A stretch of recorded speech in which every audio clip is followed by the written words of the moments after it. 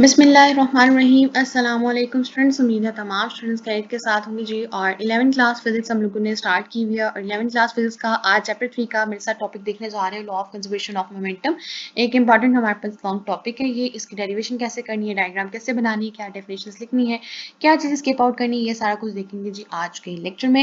Lecture start करेंगे जी अपने notes में से और फिर इसको जो है वो सारा एक दफ़ा रिव्यू भी करेंगे, रीड आउट भी कर लेंगे कि यहाँ से कोई चीज़ हमारे पास मिस तो नहीं हो गई। तो आगे चलते हैं जी नोट्स की तरफ। नोट्स आपको जो स्क्रीन पे विजिबल हो गए होंगे और नोट में से हम पढ़ेंगे जी अपना सबसे most important topic law of conservation of momentum. आपके पास क्या है जी, लॉ क्वेश्चन है। स्टार्ट करते हैं। और law of conservation of momentum में आपने बताना है कि मोमेंटम किस तरह से कंजर्व होता है और किस ये लॉ है क्या, आखिर बेसिकली आपको बताता क्या है। सबसे पहले इसकी हम डिस्कस करते हैं जी स्टेटमेंट। हर किसी लॉ की हमारे पास सबसे पहले इंट्रोडक्शन में क्या आती है, स्टेटमेंट क्या है। For an isolated system, isolated system क्या होता है, वो सिस्टम जिसमें हमारे पास कोई एक्सटर्नल फोर्स एक्ट नहीं कर रही होती। For an isolated system the total linear momentum of the system is equal to the total linear momentum of the system after collision. यानी कि total linear momentum of the system before the collision and total linear momentum of the system after the collision. So net momentum of the system remains constant और conserve. क्या कह रहा है कि आपके पास momentum before collision and momentum after collision क्या होगा, सेम होगा। एंड इट मीन्स कि सेम मोमेंटम यानी कि नेट मोमेंटम हमें क्या दे रहा होता है, हमारे पास सिस्टम को कंजर्व कर होता है। नीचे आप डायग्राम देखेंगे और सबसे पहली डायग्राम है बिफोर कोलिजन। अभी इसमें कोई कोलिजन नहीं हुई। आपके पास मास m1 है जिसके ऊपर वेलोसिटी v1 एक्ट कर रही है और m2 के ऊपर आपके पास वेलोसिटी v2 एक्ट कर रही है। इसका सम क्या हो जाएगा, m1 v1 plus m2 v2।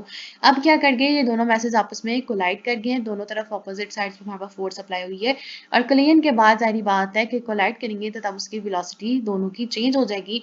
तो आफ्टर कोलिजन ये क्या बन जाते हैं, m1 v1 prime and m2 v2 prime. तो ये जो ऊपर डैश लगी होती है इसे हम लोग क्या कहते हैं, प्राइम।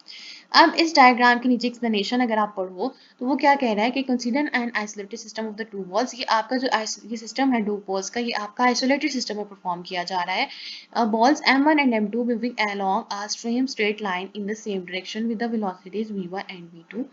After collision के बाद क्या हुआ जी, velocity of the mass m1 is v1 prime and m2 is v2 prime along the same direction. The change in momentum of mass m1 is, अब हम डिटरमिन करने जा रहे हैं अपना change in momentum of the mass m1।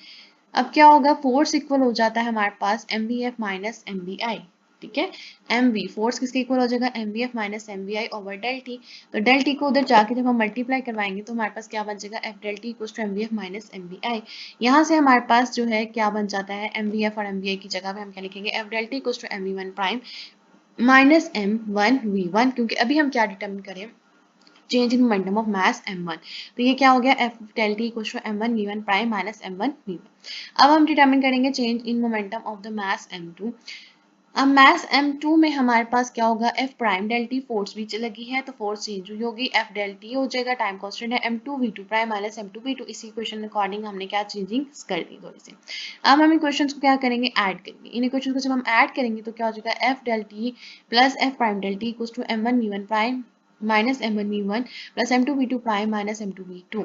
अब यहाँ पे हमारे पास F इक्वल हो जाता है, हम लोगों ने क्या बताया कि F हमारे पास फोर्सेस जो है यहाँ पे उसका मैग्नीट्यूड तो सेम है, यानी कि 5 न्यूटन फोर्स एक साइड पे करिए तो दूसरी साइड पे नेगेटिव 5 न्यूटन एक करिए, कि अपोजिट डायरेक्शन है लेकिन मैग्नीट्यूड क्या होगा, सेम होगा। तो इसके अकॉर्डिंग अगर हम देखें तो ये हमारे पास बन जाता है minus F prime del T plus F prime del t equals to m1 v1 prime minus m1 v1 plus m2 v2 prime minus m2 v2। तो यहाँ पे हम लोगों ने क्या किया है, क्योंकि फोर्सेस हम लोगों ने कहा मैग्नीट्यूड सेम है, ऑपोजिट जो डायरेक्शन है वो चेंज है, तो यहाँ से फोर्सेस जीरो हो जाती है क्योंकि सेम साइंस कैंसिल हो गए। तो यहाँ पे क्या बच गया, m1 v1 prime minus m1 v1 plus m2 v2 prime minus m2 v2। तो अब यहाँ से हम लोगों ने इन दोनों चीज़ों को उठा के कहाँ शिफ्ट कर देना है, अपने लेफ्ट हैंड साइड पे। तो ये पॉजिटिव था, नेगेटिव था, उधर जाके क्या हो जाएगा, पॉजिटिव m1 v1 और यहाँ पे आके क्या हो जाता है हमारे पास दूसरी साइड पे ये वाली चीज जो है वो शिफ्ट हो जाएगी। तो ये क्या बन जाएगा, यानी कि बिफोर कोलिजन वाला क्या सारा डाटा हो जाएगा प्लस m2 v2 और यहाँ पे आफ्टर कोलिजन वाला डाटा क्या रह जाता है हमारे पास, m1 v1 prime plus m2 v2 prime equals to, यानी कि total momentum before collision equals to total momentum after collision. It means कि हमारा सिस्टम क्या है, मोमेंटम सिस्टम के अंदर मोमेंटम क्या हो गया हमारे पास, कंजर्व्ड हो गया, क्योंकि इसमें हमने सेम मैग्नीट्यूड की फोर्स अप्लाई की थी लेकिन डायरेक्शन उसकी क्या थी, ऑपोजिट। तो ये हो गया जी आपके पास नोट्स में से आपका long question law of conservation of momentum. एक बार टेक्स्ट की तरफ जो है वो भी देख लेते हैं कि आपकी बुक जो है वो आपको क्या कहती है। आपका पेज नंबर है जी 58। 58 में क्या बता रहे हैं, let us consider an isolated system. It is a system on which no external agency exert any force. ये आपके पास isolated system की क्या आ गई, definition आ गई, मार्क कर लें. Example क्या isolated system की, the molecules of a gas enclosed in a glass vessel at constant temperature constitute an isolated system. The molecules can collide with one another because of their random motion, but being enclosed by glass vessel, no external agency can exert a force on them. ये आपके पास सारा किसका आ गया, isolated system का आप लोग पढ़ लेंगे और मेंशन भी करेंगे लॉन्ग क्वेश्चन में, क्योंकि वहां पे ये चीज मेंशन नहीं थी. Consider an isolated system of two smooth and interacting balls of the masses m1 and m2 moving along the same straight line in the same direction with the velocities v1 and v2 respectively. Both of the balls collide and after cooling an ball of the mass m1 moves with the velocity v1 prime and m2 moves with the velocity v2 prime along the same direction. तो ये हमारे पास सारे steps क्या आ गए थे, same आ गए. और last में क्या कंक्लूड करें कि which means that the total initial momentum of the system before cooling is equal to the total final momentum of the system after cooling. Consequently, the total change in the momentum of the isolated two ball system is zero.